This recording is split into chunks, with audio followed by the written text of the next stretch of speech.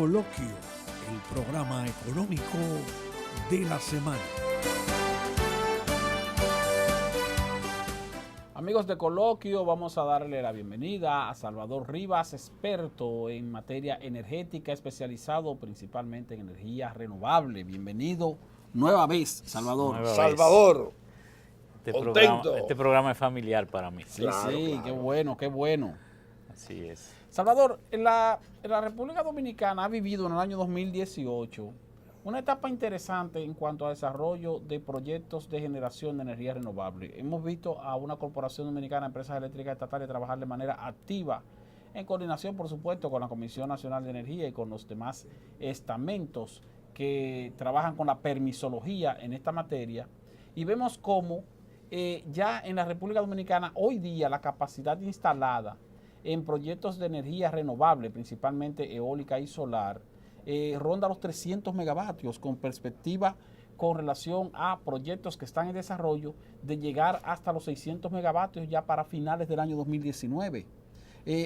¿A qué tú atribuyes este impulso que ha tenido esta área, tomando en cuenta que se trata de inversión completamente privada? O sea, aquí el Estado ciertamente solo interviene como regulador o como facilitador, pero es inversión privada totalmente. Sí, realmente el Estado ha propiciado que el sector privado haga esas inversiones, producto de ese instrumento legal que es la Ley de Incentivo a las Energías Renovables y sus regímenes especiales, que componen dos segmentos, la parte eléctrica y la parte de biocombustibles. Sí. Esa parte de biocombustibles relativamente ha quedado un poco rezagada, aunque hay un importante proyecto que se suma a lo que tú has planteado que se han desarrollado en este periodo, y que es esa planta de generación con biomasa que genera cerca de 26 megavatios de energía, bastante. En San Pedro de Macorís. Sí, ese es Bioenergy. Bioenergy. Entonces, definitivamente, ¿a qué se atribuye? Bueno, hubo hasta cierto punto una ralentización en los periodos posteriores a la aprobación de la ley, y ya hoy sí se están viendo los frutos, tal y como tú dices. En un momento como echaron los incentivos de la ley. Bueno, no, hubo cierta reducción. Cuando hubo la reforma fiscal en el 2013, un 40%. Un elemento que es lo que tiene que ver con la autogeneración de energía, pero eso no afectó tanto a la parte ya de interconexión a la red de los grandes proyectos de que estamos hablando. Y definitivamente sí, en el 2018, a fin ya de este año, entrarán importantes proyectos que sitúan las energías renovables en un porcentaje bastante significativo y nos coloca a nosotros como país en la región como prácticamente el líder en ese renglón, y con una matriz energética envidiable desde el punto de vista de su diversificación. Pudiera hablarse... O sea, nosotros hemos reducido en 10 años, en menos de 10 años, en 8 años, hemos pasado de cerca de un 88% en la utilización de petróleo como fundamental combustible Cambio para de la matriz. generación. Lo hemos reducido a un 32%, con la perspectiva de que cuando entre Punta Catalina eso prácticamente va a quedar muy bajito. Sí. Y fíjense las fluctuaciones, la negatividad que tiene, la variabilidad que tienen los precios del petróleo, que no da una estabilización en el sector energético.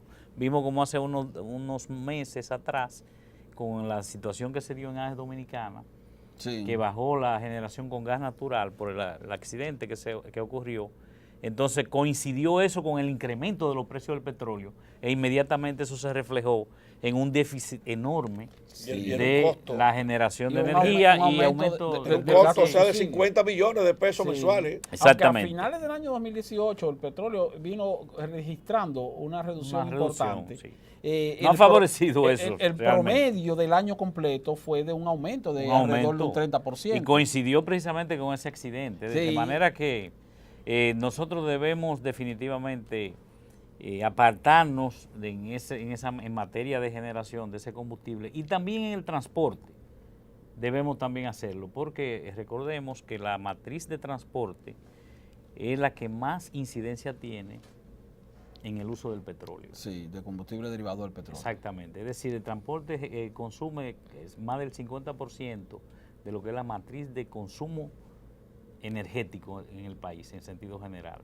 Si nosotros reducimos ese elemento, también vamos a tener menos dependencia. Usando la sustitución combustibles sería alternativos. combustible alternativo como cuál, gas como natural, el gas o- natural. o, Mira, o biocombustibles extraídos de otras materias, Sí. como se había hablado, porque fíjate algo que quería hacer Pero ese referencia. programa de biocombustible lo lanzaron una vez. A eso voy. En el año 2018, en el año 2008, perdón, Sí. cuando se produjo la crisis económica internacional, fue el año en que el petróleo registró su mayor tope de precios en cuanto 147 a aumento. dólares. $147 llegó a costar el precio del petróleo en el mercado internacional. Y entonces vimos como el presidente entonces, Leonel Fernández, anunció en el Palacio de una Y después fue a la antigua sede del Indotec. proyectos para la utilización Sí. de biocombustible, de biodiesel a través de la producción de este combustible De piñón. alternativo con piñón, Con Etanol, grasa, el con etanol. grasas comestibles, desechos de grasas comestibles y así con sucesivamente. grasas utilizadas. Sí, entonces ese proyecto como que se quedó en el aire. También ahí se desarrolló el impulso de la promoción, incluso de la colocación o instalación de estaciones de gas natural, que ya no es biodiesel, pero sí de gas natural, para que muchos vehículos que utilizan gas propano o que utilizan gasolina o gasoil pudieran convertirse al uso de gas natural. Pero eso también avanzó un poquito, pero como que se quedó en el aire. En esa parte no ha habido grandes avances en el país. Ciertamente, pero el combustible que más podría haberse utilizado dentro de los biocombustibles, porque recordemos que el gas natural es un combustible fósil, Sí. hidrocarburo, pero de mayor abundancia en la naturaleza Y que no depende, de menos precio. exacto, No depende del no petróleo. depende del Y petróleo. tiene, Pero- tiene inclusive una metodología para el precio diferente. Sí, no es La regular. medida- Hablamos de metros cúbicos. La medida y el peso Sí. es diferente. Pero tiene un valor energético que se puede correlacionar con los otros, pero el hecho es que Aunque no los tanques- depende aunque del los tanques petróleo. que le ponen a los vehículos pesan mucho. Sí, así es. Sí, tiene esa situación. Otra limitación que tiene el gas natural es que como nosotros no tenemos cerca fuentes de gas natural, no podemos trasladarlo por gasoductos, sino que tiene que venir convertido. Bueno, hay que gasoductos. Sí. ¿eh? No, Hay pero gasoductos. cuando digo que no puede, sí, hay gasoductos, pero no hacia la República Dominicana, o sea, No, líquido para hay que traerlo. Hay que traerlo convertido a líquido y luego entonces gasificarlo Pues sí, nuevamente. exactamente. Pero Y no es entonces ya malo. utilizarlo a porque través de los gasoductos internos, Ah, pero es- que ese proceso ha dado también hace cátedra. que sea un poco más complicado. encarece, pero como quiere, el gas natural es el combustible más barato. Independientemente de eso, incluso con los precios actuales del petróleo, el gas natural, por ejemplo, en los Estados Unidos, para darte más o menos un cuadro comparativo, el barril equivalente de gas natural con petróleo está muy poco por encima de los $10. De diferencia. No, de precio. Ah, el precio Entonces, del por gas más que baje el natural. petróleo, es difícil Sí. que pueda competir Ya, con el ya, gas claro. natural en las condiciones propiamente de un país productor. Ya los elementos que tú planteas de la transformación a líquido, eso conlleva un incremento de los precios, pero como quiera, Y una es inversión. el combustible más competitivo. Una inversión cuantiosa. Sí, de hecho, mira, aquí hay planteados proyectos de generación con gas natural que tienen que venir. La Sí. CDE ha anunciado varias veces que va a llamar a un proceso de licitación porque dentro de la planificación de la generación del sector eléctrico y la diversificación de la matriz energética se prevé la instalación de unos 600 megavatios a gas natural que serían en el norte del país para tratar más el asunto de la seguridad energética. Cambiar Sí. un poco la parte geográfica, porque recordemos que todo se genera aquí Los en grandes el parques sur de del generación país. están concentrados sí, en el sur En de el la sur. isla y específicamente en San Pedro de Y en Macorís. San Pedro de Macorís. Y en el área de Jaina, San Cristóbal. Punta Catalina va a estar también en el sur. Bueno, Punta Catalina Exactamente. que va a estar en la provincia de Peravia. Punta Catalina es el tema 2019. Pero yo quisiera A hablar un partir, poquito. Escúchame, Salvador. A partir de la conferencia ofrecida por Rubén Jiménez Bichara En Santiago, Caballero, sí, hace unos días. donde anunció que Ayer. Catalina iniciaría el año 2019 con la meta de unos 200 megavatios. Sí, inicialmente. Inicialmente, Inicialmente. sino que se Luego acopla bien. completaría ya los 370 megavatios en su primera unidad y luego la segunda unidad que también está programada para entrar en el año 2019. Pero también ocurre lo siguiente. En el año 2018, AES anunció un acuerdo importante para la construcción de un gasoducto que iría, AES Dominicana es la única empresa que tiene una terminal de gas natural en el país. En Andrés Boca Chica. Que está en Andrés Boca Chica. Para construir un gasoducto que iría de Andrés Boca Chica hacia San Pedro de Macorís a los fines de alimentar con gas natural una de las plantas de Quisqueya. La de Barrick La Gold. Quisqueya 1, Quisqueya 2. Entonces la Quisqueya 1 es propiedad de la minera Barrick Gold. Ahora, ¿qué ocurre? Que ese gasoducto tendría un potencial importante para otras generadoras que están instaladas en la zona de San Pedro de Macorís. Aparte de Quisqueya 1, que tiene 215 megavatios, que es propiedad de Barrick Pueblo Nuevo, está la generadora Quisqueya 2, que también es de 215 megavatios. Pero también ¿De está qué la Quisqueya 2? de Jejaina. De Jejaina. Sí. También está la compañía eléctrica San Pedro de Macorís, la que antes le llamaban Coyentris, De que tiene 300. 300 megavatios y está en San Pedro de Macorís. Que habría que hacer entonces una conversión importante ahí La generadora para bajar los costos. Sí, la generadora a los orígenes, que tiene creo que César 70 Iglesias, megavatios. César Iglesias. Sí.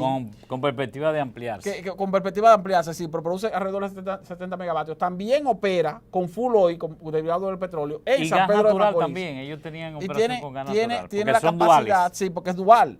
Y entonces también está ahí en San Pedro de Macorís la llamada Sultana del Este, que produce alrededor de 154 megavatios. ¿Es el antiguo Mitsubishi? No, la Sultana del Este es una planta de 154 megavatios, creo, que el 50% de su producción se la vende a la compañía eléctrica de Punta Cana, Macao. Punta Cana, Consorcio Pero el otro Punta Cana, 50% se lo vende al Sistema Eléctrico Nacional Interconectado, es decir, a las distribuidoras de norte, de sur y de este. En resumidas cuentas, ahí en San Pedro de Macorís, señores, hay 940 megavatios que actualmente operan con full oil derivado del petróleo y que con la construcción de ese gasoducto tendrán el potencial de que sus propietarios, inversionistas privados, comiencen el proceso de conversión a gas natural, lo cual ampliaría muchísimo más la matriz a la que tú haces referencia de reducción de dependencia del petróleo como combustible de Pero generación. Pero Fíjate Salvador lo mencionaba que ahorita pasa. Bioenergy. O sea, que Sí, pero son ese es de 27, biomasa. Es de biomasa. Que Esa- parece de biomasa, pero yo esa estoy con hablando bagazo es de funciona. plantas que son Que Sí, son sí. pasibles que son de de ser full oil, transformadas. que se Yo pueden convertir a gas. Yo digo que esos 27 megavatios de Bioenergy, También están en San Pedro. o sea, se sumarían a ese cambio de matriz Sí. de los 940 sí, megavatios. así es. Pero fíjate algo, Esteban, tú bien definiste la potencialidad que hay de transformación a gas natural. Pero fíjate, el escenario que se plantea es que cuando Punta Catalina entre, esas unidades no van a tener competitividad en el sistema. Entonces hay una necesidad de que haya un cambio de esa matriz. Sí, se van a ver en la obligación Claro, de claro. hacer ese Porque cambio ese proyecto, para ser competitivos. debo decirte, por ejemplo, en el Ahí caso tiene la receta. Sí. el caso de Cespen, que era la antigua Coyentrix, esa es una planta que opera con diésel número 2. Sí. Es una planta que es la que se dice que es mejor tenerla apagada Que y, no prendida. y que no entre el alto costo por de el alto producción. costo de generación. Se planteó desde hace mucho tiempo, hace cerca de 10 años, un proyecto de gasoducto también para transformarla. Lo que pasa es que por temas de contrato no era muy atractivo para ellos hacer esa inversión, porque son inversiones bastante considerables. Pero definitivamente recordemos que había planteado incluso la construcción de una terminal de gas Sí. en San Pedro de Que Macorís. incluso el presidente hasta asistió Sí. al acto de inicio de ese El primer proyecto. Entonces, Picasso. todos esos proyectos están supeditados, diría yo, a que también se plantee una nueva generación con gas natural. Porque lo que sucede es que, hablando de manera un poco crítica, los proyectos nuevos de gas natural de ciclo combinado tienen una competitividad mucho más alta. Sí. Entonces son proyectos donde la energía es bastante barata, sobre todo por ya los contratos de gas que se tienen con los Estados Unidos, empresas que son propietarias de gas, que tienen ya su gas líquido listo para ser utilizado en cualquier zona del mundo. Sí. Entonces, solo se está a la espera de que inicien esos proyectos, pero todo lo que se plantea, la transformación de esas plantas a gas también va a proporcionar mucho equilibrio y mucha robustez en nuestro sistema energético. Y de hecho, mucha gente dice, bueno, Punta Catalina también va hasta cierto punto a propiciar de que nosotros podamos desarrollar más las energías renovables, porque por ejemplo, en la actualidad nuestro sistema eléctrico es tan débil que un incremento muy alto en la generación de energías renovables podría incluso afectar un poco. Por eso tú ves que en los últimos años en el último año se ha parado un poco porque se están haciendo unos estudios de penetración de energías renovables. Recordemos que las energías renovables son intermitentes. Sí. Entonces tú en un sistema tienes que tener una base sólida energética que pueda abastecer a los usuarios que están en la base del sistema. Por eso es la importancia de esta planta de Punta Catalina, que por tener un diseño, diría yo, aplatanado, porque su diseño conceptual fue realizado por expertos dominicanos que conocen bien la problemática local, esa planta ha sido diseñada con una agilidad que es hasta cierto punto poco usual en ese tipo de proyectos, y por eso es incluso un poco más cara, pero eso es necesario para que nosotros, como tenemos un sistema tan pequeño, tenemos que tener flexibilidad. Sí. Es decir, que si hay mucha energía renovable, por ejemplo, que esas plantas puedan bajar su oferta de energía sin afectar el sistema, su ciclo de generación. Sí, claro. Porque las plantas tienen, tú no puedes bajarle la generación. Tú no puedes apagarla, sacarla. Entonces, ciertamente Punta Catalina tiene un sistema que le va a permitir bajar la oferta sin la necesidad de tener que salir del sistema bruscamente o que entrar al sistema bruscamente, que es catastrófico para una planta de ese tamaño. Ese sistema que se le conoce a sí mismo como de operación dual, que tú puedas sacar una parte sin la necesidad de apagar la máquina, representa más costos en cuanto al proceso de construcción. Son costos y la seguridad que tiene también, la redundancia de equipos. Que no necesariamente se le aplican a otras plantas similares. Pero fíjate también eso que tú haces referencia de lo relativo a la vulnerabilidad o variabilidad que tiene la energía renovable. Si hay mucho sol, la energía solar funciona, si hay mucho viento también. Pero no, y la energía solar funciona en horas que no hay tanta demanda de energía también. Exactamente. Entonces eso hace que, primero, tú no puedas concentrar un parque de energía para el sistema completo que te supere quizás el 20 o 25% de la generación total. Tú no puedes dedicar el 50% de energía renovable, porque hay que tener la seguridad de la planta. Pero tenemos el potencial, lo tenemos. Pero aparte de eso, tiene que tener la posibilidad de plantas energéticas de arranque rápido, aunque sean más costosas, que te sirvan como una especie de reserva caliente que esté disponible para los casos en que se produzcan. Y para eso son ideales esos motores, porque las plantas esas de San Pedro que tú hacías mención son motores que entran rápido. Que son motores que entran rápido. Son ágiles. Entonces, pero yo quería, porque hay algo que se escapó y yo creo que tiene mucha importancia, porque como hemos analizado así brevemente, y ustedes que conocen bastante el tema, hemos visto que en términos de generación de energía no estamos mal. Estamos bien. El país va a tener mucha fortaleza. En pérdidas y tenemos problemas. Sí. Pero entonces en la parte de lo... El año 2019 en materia de generación de energía va a ser un año que yo creo que se va, por lo menos va a haber una... Pero va a haber generación, vamos a estar, y vamos a ir... 700 y pico de megavatios de Punta Catalina si llega a su máxima generación. Pero yo quería hablar un chin, quería hablar de los biocombustibles un poco. Aparte de eso, con los proyectos de energía alternativa. Vamos Han habido un poco. Nos quedan un par de minutos. Hemos tenido algunos estereotipos con el tema de los biocombustibles. Sí. No es verdad que los biocombustibles no sean factibles. De hecho, aquí nosotros perdimos una gran oportunidad. En el año 2008, ciertamente, como tú dices, nosotros teníamos incluso planteada ya una licitación para comenzar el proceso de mezcla de etanol con la gasolina. Sí. Todavía en ese momento. Sí. La Shell que manejaba la refinería estaba ya de acuerdo, porque era una empresa que se oponía bastante, pero después ellos entraron en el proceso con el gobierno, con nosotros que dirigíamos esos proyectos. Incluso fuimos a Colombia a ver, porque ellos tenían allá la mezcla, ellos realizaban la mezcla. En Colombia se utiliza. Sí. Los Estados Unidos entró con el 10% de la mezcla. El etanol estaba en precio bastante competitivo con relación a mucho más barato que el petróleo, y nosotros teníamos un potencial enorme hecho con los estudios para producir aquí, para abastecer esa mezcla y exportar a los Estados Unidos, porque con los tratados de libre comercio el etanol que se produzca aquí puede entrar a los Estados Unidos libre de impuestos. Pero ese es un tema muy profundo y largo. Hubieron gente que boicotearon ese proyecto, lo boicotearon, el presidente estaba empeñado. Hubieron hasta asesores que tergiversaron información. Se hizo un verdadero boicot. Es un tema que hay que retomar. Pero el etanol, hoy por hoy, oigan bien lo que les voy a decir, señores. Y yo he estado participando de cerca con la Asociación de Granos de los Estados Unidos, que es la entidad mundial mayor productora de etanol en sentido general. Esa gente tan interesado en diversificar el uso a nivel mundial, incrementar el uso del etanol, que están dispuestos a que la República Dominicana incluso cobre impuestos al etanol, que por la ley no lo paga, a la par con la gasolina. Eso te dice a ti cómo está el mercado mundial del etanol. Mira, Salvador, no sé si tú pudieras venir la semana que viene para que desarrollemos otros temas que se quedaron. Me gustaría hoy. hablar un día de los Parte. biocombustibles, Bueno, que pues es muy la interesante. semana Vamos que a viene te comprometerlo. estamos invitando Es el hablar tema sobre que más biocombustible. empleo puede generar en para la que República venga la semana Dominicana. que viene de nuevo. Y vamos a agradecer a la audiencia, a Y los muchas televidentes. primicias tenemos para exacto, que nos atendieron hoy dando seguimiento a este programa.